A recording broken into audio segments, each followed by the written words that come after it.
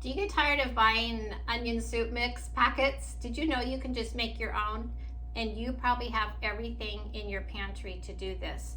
It's so simple. 3/4 cup of onion flakes, 1/3 cup beef bouillon, 1/4 cup onion powder, and this recipe calls for 1 teaspoon of celery seed. I don't have any. I had gone through my cupboard, my spices a few months ago, and I threw it away because it was old.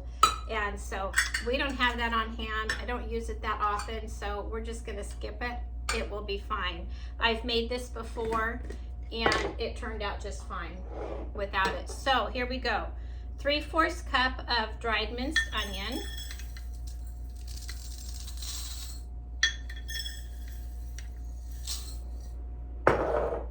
1/3 cup beef bouillon.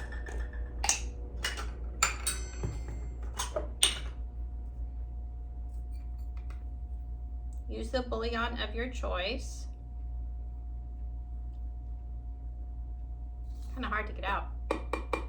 There we go. And 1/4 cup of onion powder. It's so handy having these on hand that you can make yourself, so you know what's in there. I went a little overboard. Put some back. And that's it. You have onion soup mix. And to use this in making, let's say, French onion dip, I think it's just 5 tablespoons is what's in the packet, and that's what it is here. I will link the recipe so you can see exactly how to make this. I use the recipe from Taste of Home. Very reliable. One of my favorite cookbooks, many of my cookbooks that I have is from Taste of Home. It's always good. So just give this a good shake and adjust it to your own flavoring. If you want to add more beef bouillon, you certainly can.